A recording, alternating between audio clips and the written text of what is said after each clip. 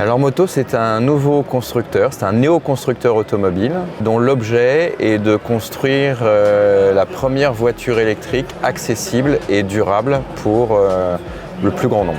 Pour fabriquer une voiture durable aujourd'hui, on utilise des Twingo, en l'occurrence c'est une Twingo, c'est une voiture qui existe depuis maintenant 30 ans. On la démonte intégralement, on la transforme. On est très attaché à la sécurité, donc on ne prendra que des voitures à minima avec ABS et 4 airbags, comme c'est le cas des Twingo qu'on a sélectionnés. Au passage, on électrifie sa motorisation et surtout, pour lui donner une grande attractivité, on modernise complètement son intérieur. On a procédé à des tests cliniques auprès d'utilisateurs. On ne savait pas bien jusqu'où il fallait aller dans la modernisation de l'intérieur, mais on savait que c'était un problème d'attractivité. Et donc on a décidé par exemple de repeindre les plastiques dans une couleur noire, en laissant cependant le gris d'origine sur tout ce qui est commande et safety. On a des équipements ici qui permettent avec des signaux lumineux de dire attention, il y a peut-être un truc que vous n'avez pas vu. La voiture est équipée de radars de recul aussi. Et puis nous refaisons intégralement les sièges, mousse, coiffe du véhicule pour lui donner une touche de modernité, de confort. Dans la modernisation du véhicule, je vous ai parlé de l'intérieur, il y a une grosse innovation dans cette voiture au niveau du chauffage. Quand vous transformez une voiture thermique en voiture électrique, vous perdez la source de chauffage qui est l'eau chaude qui refroidit le moteur. Nous, on a implanté des panneaux radiants, donc on a des sièges chauffants. Derrière ces très jolis panneaux en lin, des résistances chauffantes. On a du chauffage ici. On a des résistances chauffantes qui permettent d'accélérer le dégivrage. Et ce faisant, on consomme 3 à 4 fois moins d'énergie que si on allumait le gros chauffage de la voiture. Vous avez un écran ici qui a été implanté juste dans l'arche du volant qui permet à notre informatique de dispenser à l'utilisateur du véhicule un certain nombre d'informations d'autonomie, d'éco-conduite, parce que le véhicule est connecté, donc on connaît les usages. En connaissant les usages, on est capable de proposer des conseils de conduite, plus des informations sur l'état général du véhicule.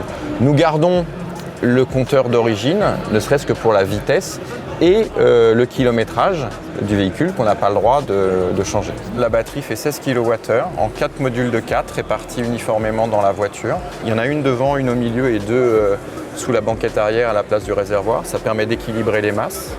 Donc on a 16 kWh d'énergie, le moteur fait 38 kW. On fait venir nos cellules, donc les cellules LFP, lithium fer phosphate. On les fait venir d'Asie, de toute façon il n'y a pas de mystère, elles viennent que de là. Mais c'est nous qui assemblons nos propres batteries.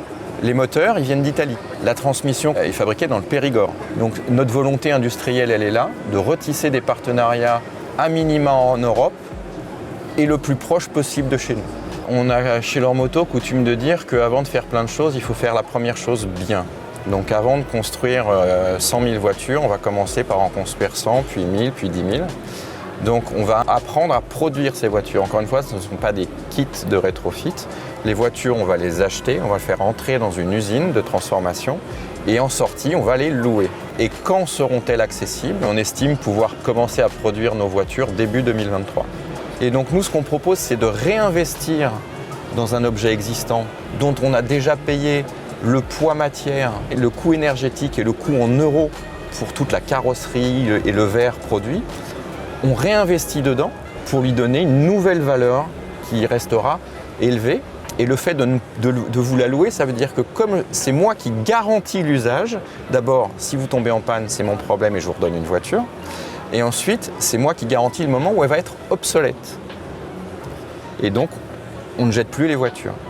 On s'inscrit dans le temps et on estime que ces objets roulants, ces véhicules, doivent pouvoir faire maintenant 500 000 km puisque le moteur n'est plus le facteur d'obsolescence de la voiture. Et donc à qui on s'adresse avec nos autos?